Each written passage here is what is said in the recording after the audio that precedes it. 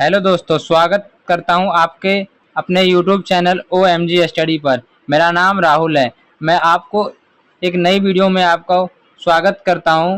जैसा कि आप टाइटल देख रहे होंगे, भारत रत्न 2024 के विजेताओं के बारे में संपूर्ण जानकारी।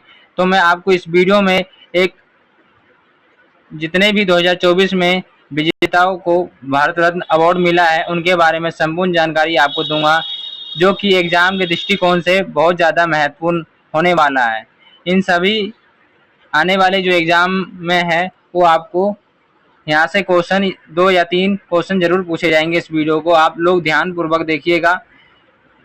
इस वीडियो को आप लोग बिल्कुल ध्यानपूर्वक देखिएगा और साथ ही साथ बिना स्किप किए मेरी बातों को अच्छे से सुनिए। वीडियो को शुरू करते हैं बिना किसी समय गवाए हुए। तो पहले तो ये जानते हैं दोस्त, भारत रत्न अवार्ड 2024 किन किन व्यक्तियों को ये अवार्ड मिला और ये भारत रत्न क्या है इनके बारे में भी जानेंगे और ये कब से दिया जा रहा है भारत सरकार के द्वारा। बता दूं, भारत रत्न अवार्ड एक ऐसा अवार्ड है जो भारत सरकार सर्वोच्च नागरिक सम्मान है, यानी कि भारत सरकार का सर्वोच्च नागरिक सम्मान अवार्ड है, जिसे 2024 में भारत सरकार ने 5 प्रतिष्ठित हस्तियों को दिया। जैसा कि आप लोग इन लोगों को जानते होंगे, कर्पूरी ठाकुर बिहार के हैं, लाल कृष्ण आडवाणी, ठीक है, जो कि गृह मंत्री रह चुके हैं हमारे, MS स्वामीनाथन, PV नरसिम्हा राव, चौधरी चरण सिंह। भारत का सर्वोच्च नागरिक सम्मान कहलाता है भारत रत्न। भारत रत्न ये भारत सरकार का सर्वोच्च नागरिक सम्मान है, जो कि कला, साहित्य, विज्ञान और सार्वजनिक सेवा तथा खेल के क्षेत्र में विशिष्ट राष्ट्रीय सेवा के लिए प्रदान किया जाता है। इसकी स्थापना की बात करें, इसकी स्थापना दोस्त याद रखना 2 जनवरी 1954 को उस समय के राष्ट्रपति तत्कालीन डॉक्टर राजेंद्र प्रसाद ने किया था, ठीक है। और बीच में जनता पार्टी की सरकार बनी थी 1977 में, तो उन्होंने इस पुरस्कार को बंद करवा दिया था और पुनः 1980 में कांग्रेस की सरकार फिर से आई, फिर से इसे शुरू कर दिया था भारत रत्न अवार्ड देना। इस पुरस्कार के अंतर्गत कोई भी धनराशि, आपको लगता होगा दोस्त कि इसके पुरस्कार के साथ साथ कोई धनराशि दी जाता है, नहीं। इस पुरस्कार के साथ कुछ विशेष तौर पर आपको छूट दिया जाएगा, बहुत सारे छूट होते हैं, ठीक है। और अपने आप में ही बहुत बड़ा अवार्ड होता है ये देश के लिए, किसी भी नागरिक के लिए। तो ये पुरस्कार के साथ किसी भी प्रकार की धनराशि नहीं दी जाती, ये आपको क्लियर होना चाहिए, ठीक है। और इसके मेडल पर एक पीपल के पत्ते, जैसा कि आप लोग इसमें देख रहे होंगे पिक्चर में, भारत रत्न लिखा हुआ है बीचों बीच एक पीपल के पत्ते के ऊपर, ठीक है। सूर्य की छवि दिख रही होगी और देवनागरी लिपि में आपको भारत रत्न लिखा दिख रहा होगा। अब भारत रत्न अंकित रहता है, ठीक है। शुरू में यह पुरस्कार मरणोपरांत नहीं दिया जाता था, परंतु वर्ष 1966 में सर्वप्रथम लाल बहादुर शास्त्री, हाँ दोस्त, आप जानते होंगे लाल बहादुर शास्त्री को, जिन्होंने जय जवान जय किसान का नारा दिया था।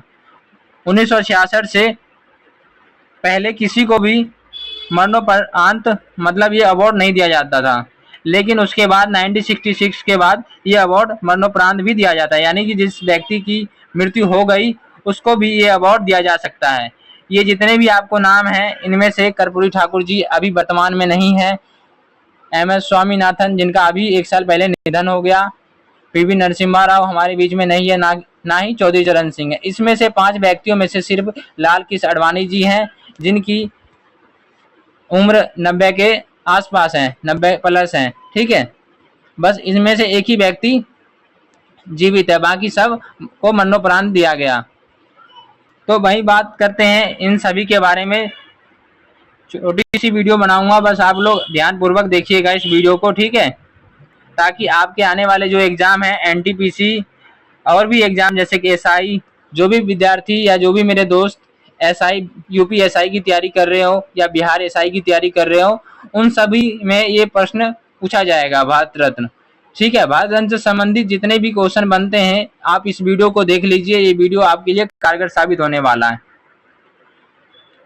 भारत रत्न देने का ऐलान सर्वोच्च नागरिक को दिया जाता है। ठीक है, इस साथ ही इसके अब तक भारत रत्न पाने वाले कुल संख्या कितने हो गई? 53। याद रखना अभी तक कितने लोगों को भारत रत्न दिया जा चुका है? 53 लोगों को। और सब प्रथम आपसे अगर पूछा जाए, सबसे पहले ये क्यूरियोसिटी रहती है ना बच्चों के मन में कि सबसे पहले किसको दिया गया हो भारत रत्न अवार्ड, तो आपको बता दूं भारत रत्न अवार्ड सबसे पहले चक्रवर्ती राजगोपालचारी यानी कि राजा जी, जो प्रथम भारतीय गवर्नर जनरल थे, ठीक है, जिनका संबंध तमिलनाडु से था, उनको सबसे पहले 1954 में दिया गया था।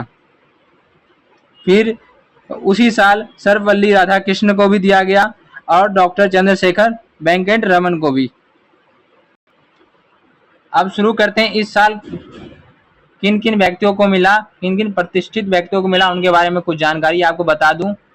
ठीक है, जैसा कि पहला बताता हूं आपको, कर्पूरी ठाकुर। कर्पूरी ठाकुर का जन्म 24 जनवरी, याद रखना दोस्त, कर्पूरी ठाकुर का जन्म कब हुआ? 24 जनवरी 1924 को बिहार के समस्तीपुर जिले के पितौजिया, ठीक है, अब कर्पूरी ग्राम गांव में गोकुल ठाकुर और राम दुलारी देवी के यहाँ हुआ था और उनका निधन 17 फरवरी 1988 को हुआ। जो बिहार से संबंधित इस वीडियो को देख रहे होंगे स्टूडेंट या मेरे दोस्त, वो जानते होंगे कर्पूरी ठाकुर के बारे में। कर्पूरी ठाकुर बिहार के मुख्यमंत्री भी रह चुके हैं और बिहार के लोकप्रियता नेताओं में उनकी गिनती होती है और उन्हें जननायक भी कहा जाता है। उन्होंने 1952 में पहली बार सोशलिस्ट पार्टी के उम्मीदवार के रूप में ताजपुर निर्वाचन क्षेत्र से बिहार के विधानसभा में चुनाव जीता था। कर्पूरी ठाकुर 1970, 71 और 1977 से 79 तक 2 बार बिहार के 11वें मुख्यमंत्री रहे।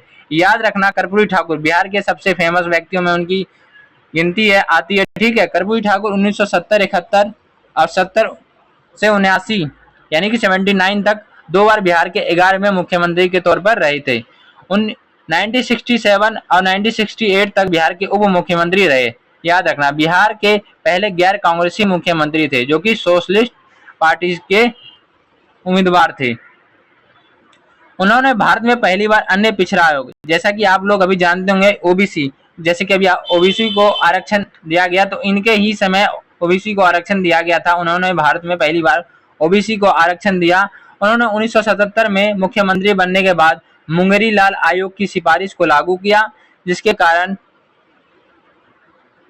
कारण क्या हुआ दोस्तों, पिछड़ों को नौकरियों में आरक्षण मिला और 1978 में उन्होंने एक अभूतपूर्व आरक्षण मॉडल प्रस्तुत किया, जिसमें ओबीसी, आर्थिक रूप से पिछड़े वर्ग, ईबीसी, महिलाओं और उच्च जातियों के बीच में आर्थिक रूप से पिछड़े वर्गों के लिए विशिष्ट कोटे के साथ 26% आरक्षण आवंटित किया गया था।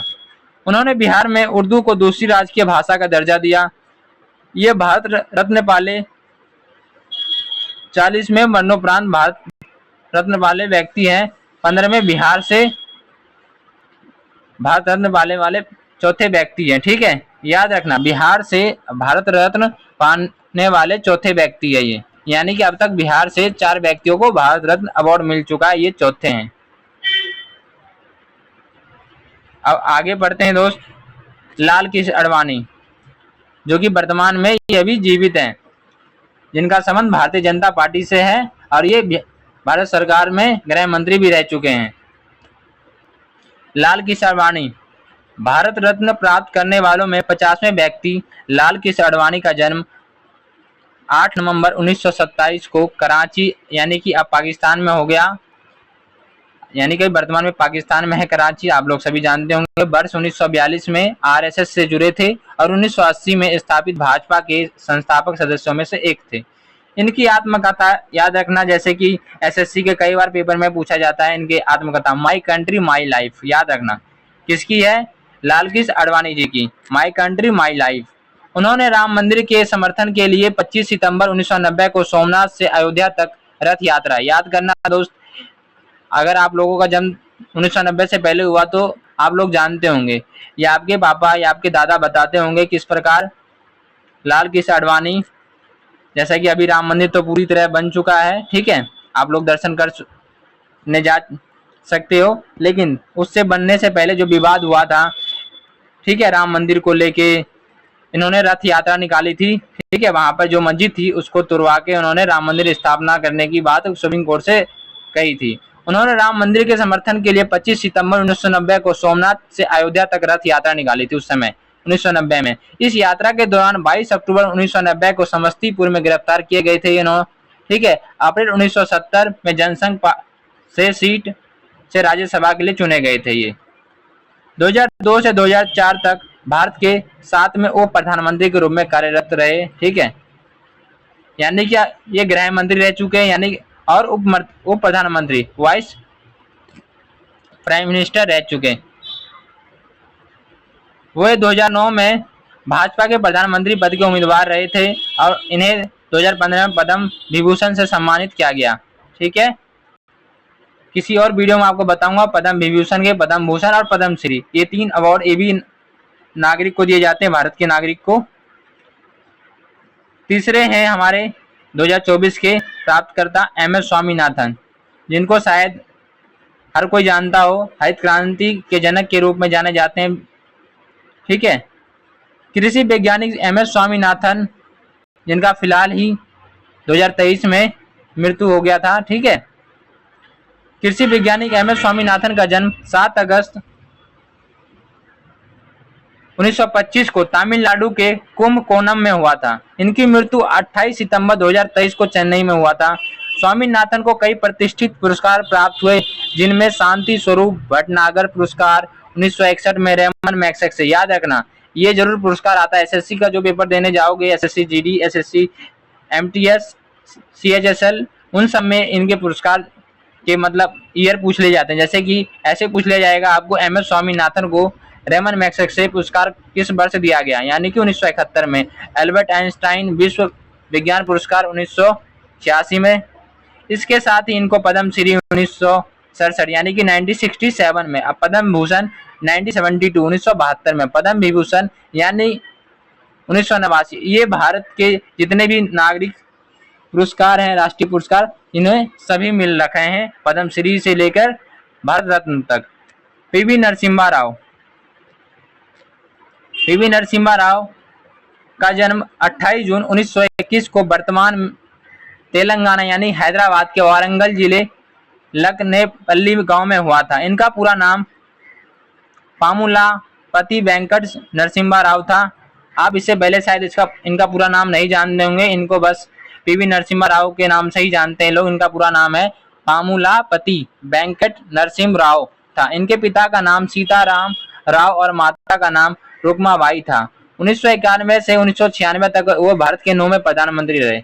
याद रखना दोस्तों, 1991 से 1996 तक इन्होंने भारत के रक्षा मंत्री, विदेश मंत्री यानी गृह मंत्री के साथ साथ कई सारे मंत्री पद पर कार्य करे, ठीक है।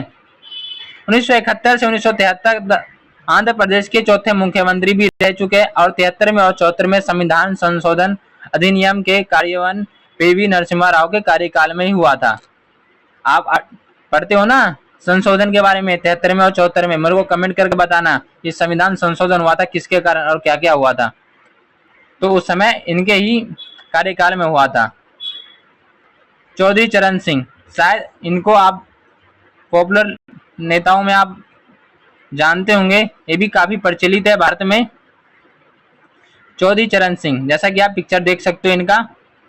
चौधरी चरण सिंह का जन्म 23 दिसंबर 1902 को उत्तर प्रदेश के मेरठ जिले नूरपुर जाट किसान परिवार में हुआ था।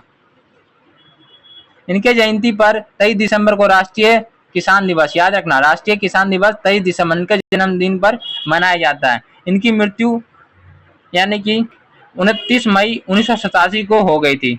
सर्वप्रथम 1937 को छपरौली में उत्तर प्रदेश विधानसभा के लिए चुने गए थे सबसे पहले। फिर 1979 से 1980 तक भारत के 5वें प्रधानमंत्री रहे। हालांकि इस दौरान कभी भी वो संसद नहीं गए। ये ऐसे मतलब प्रधानमंत्री है जो कभी पार्लियामेंट कभी गए नहीं। ये भी अपने आप में एक फैक्ट है इनके बारे में, ठीक है, जो कई लोग नहीं जानते, मैं आपको बता दिया हूँ। मतलब आज तक इन्होंने संसद गए नहीं क्योंकि इनका कार्यकाल बहुत कम समय का था, ठीक है। और 1967 में 1968 तक एवं दोबारा 1970 में उत्तर प्रदेश के मुख्यमंत्री रहे और उनके समाधि स्थल को किसान घाट के रूप में जाना जाता है। ठीक है, याद रखना, इनके जो समाधि स्थल है चौधरी चरण सिंह, उनको समाधि स्थल किसान घाट के रूप में जाना जाता है। और ये भी याद रखना, इनका जो मतलब जन्मदिन आता है 23 दिसंबर, उस दिन राष्ट्रीय किसान दिवस के रूप में मनाया जाता है पूरे भारतवर्ष में। ठीक है, जैसा कि मैंने आपको पूरी वीडियो में अभी 2024 में मिले सभी भारत रत्न से सम्मानित व्यक्तियों के बारे में बता दिया हूँ। ठीक है, तो इस वीडियो को करते हैं यहीं अंत। नेक्स्ट वीडियो में आपसे मिलेंगे। वीडियो देखने के लिए धन्यवाद।